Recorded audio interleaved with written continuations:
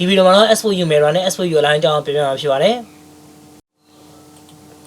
တော့ဒီ S4U mirror ရဲ့ထူးခြားချက်ကတော့ဗာလဲဆိုရင်ကျွန်တော်တခြား mirror တို့နဲ့ compare လုပ်မယ်ဆိုရင်ဒီ S4U mirror ကကျွန်တော်တို့ object တွေကို mirror လုပ်နေစဉ်အတွင်းမှာ object ကိုသူက preview အနေနဲ့ပြပါတယ်အဲ့တော့ကျွန်တော်တို့ mirror လုပ်နေစဉ်အတွင်းမှာ object ကကိုလိုချင်တဲ့အဖက်ရောက်နေမရောက်နေဆိုတာကျွန်တော်စစ်ဆေးလို့ရပါတယ်ဒါဒီသူပဲထူးခြားချက်ပါ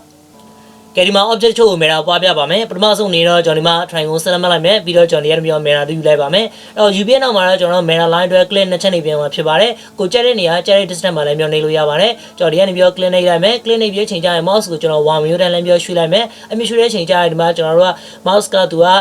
magnet လိုပါเนาะတန်လိုက်လိုလည်းမျိုးဆွဲနေတာခန်းစားလိုက်ပါမယ်အဲ့တော့ကျွန်တော်ရွှေ့နေတော့ y စတဲ့ရွှေ့နေအဲ့ချိန်မှာဗာတွေ့ရမလဲဆိုဒီမှာ preview နေတွေ့ရမှာပါအဲ့ preview ဒီကျွန်တော်ရဲ့ object နောက်ဆုံးရောက်သွားမယ့်အနေအထားကိုသူကပြချင်ဖြစ်ပါတယ်အဲ့ဒီမှာ simply လည်းမျိုး click နေမယ်ဆိုရင်ကျွန်တော် object ဒီညာဘက်ကနေပြီးတော့ဘယ်ဘက်ရောက်သွားတွေ့ရပါမယ်ကဲအမျိုး mirror ပွားတဲ့ချိန်ကျရင်ကျွန်တော် object ကို copy လဲပွားလို့ရပါတယ်ကျွန်တော် select မှတ်ထားတဲ့ချိန်မှာပဲ mirror ပြန်ပြီးယူမယ်ယူပြီးချိန်ကျရင်ကျွန်တော်ဒီ line တိုင်းပဲ click နောက်တစ်ချက်နှိပ်မယ်ပြီးတော့ mouse ကိုဟိုဘက်ရွှေ့တဲ့ချိန်ကျရင်ကျွန်တော် mouse keyboard ပေါ်ကနေပြီးတော့ control လည်းမျိုးဖိမယ်အဲ့ဖိတဲ့ချိန်ကျရင်ကျွန်တော်ရဲ့ bounding box ကအနီရောင်ကနေပြီးတော့အပြန်အောင်ပြောင်းသွားပါပြီအဲ့တော့ဘာကိုပြောလဲဆိုရင်ကျွန်တော် copy ပွားတာကိုဆိုလိုတာပါကဲ simply click နှိပ်လိုက်မယ်ဆိုရင်ကျွန်တော် mirror လဲပွားပြီးတယ်သူက copy လဲပွားပြီးမှဖြစ်ပါတယ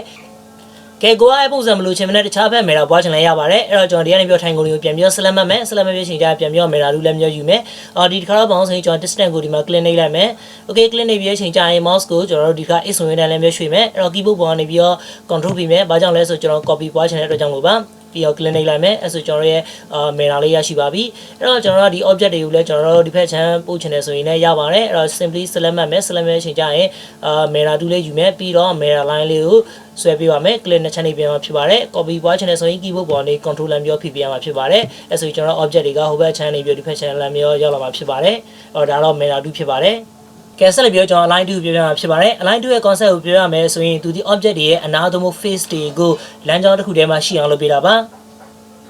ကဲတော့ကျွန်တော်ဒီကနေပြီးတော့ line 2လေးကိုယူလိုက်မယ်ကဲယူပြီးနောက်မှာတော့ကျွန်တော်ဒီ sofa ရဲ့ဒီအနားလေးနဲ့ပြီးတော့ကျွန်တော်ဒီဘက်မှာရှိနေတဲ့ sofa လေးရဲ့အနားလေးကိုလမ်းကြောင်းထည့်တဲ့ကြောင်းလုပ်အောင်ကျွန်တော် simply လမ်းပြော click နှိပ်လိုက်မယ်ကဲမြန်တိုင်းမှာပဲသူ့ရဲ့အနားနဲ့ဒီဘက်အနားပေါင်းဆိုထည့်တဲ့ကြောင်းသွားပါပြီကဲ one more time ပြန်ပြီး try ကြည့်ကြည့်ရင်ဒီတော့ click နှိပ်မယ်ပြီးတော့ကျွန်တော်တို့ဒီကိုလမ်းပြော click နှိပ်လိုက်မယ်ကဲမြန်တိုင်းမှာပဲလမ်းကြောင်းထည့်တဲ့ကြောင်းသွားပါပြီကဲ one more time ကျွန်တော်ဒီခါ face ကိုလမ်းပြောသုံးကြည့်ကြည့်အောင်ကျွန်တော် line 2လေးယူလိုက်မယ်ဒီတစ်ခါကျွန်တော်ဒီ မှာရှိတဲ့ face ကိုလည်းမျိုး click နှိပ်လိုက်မယ်ပြီးတော့ကျွန်တော်တို့ဒီဘက်မှာရှိနေတဲ့ face ကိုလည်းမျိုး click နှိပ်ရအောင် okay တော့မြန်တိုင်းမှာပဲဒီ sofa ကြီး automatic ကိုလှည့်သွားပြီးတော့ဘောင်းဆိုရင်အဲ့ဒီ face က align ဖြစ်သွားပါပြီအဲ့တော့ဒီပုံစံကျွန်တော် align လုပ်တဲ့ချိန်ကျရင် object တွေကိုထပ်သွားအောင်လဲကျွန်တော်တို့ align လုပ်လို့ရပါတယ်တနည်းအားဖြင့်သူတို့ရဲ့ face တွေ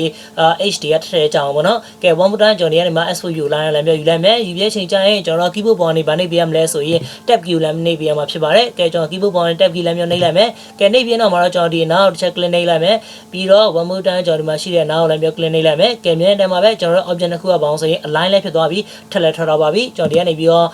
select မှတ်ပြီးတော့ move လုပ်ပြပါမယ်ကဲ click နှိပ်မယ်ကျွန်တော် move လေးလည်းမျိုးနှုတ်လိုက်မယ်ကဲမြန်တယ်မှာပဲကျွန်တော်တို့ object တစ်ခုကခုနကတော့ဆိုရင်ထထလေးကြာနေတဲ့ပြီးတော့ပေါင်းဆိုရင်ကျွန်တော် align လည်းဖြစ်နေတာတွေ့ရပါမယ်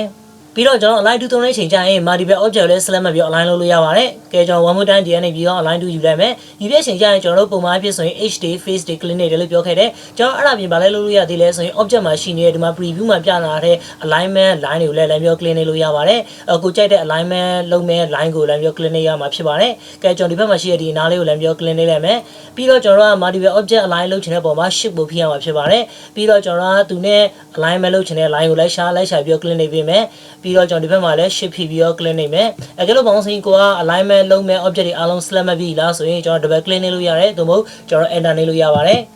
ကဲမြန်တိုင်းမှာပဲကျွန်တော် multiple object ကဘာဖြစ်လဲဆိုရင်ကျွန်တော် align ဖြစ်သွားပါပြီ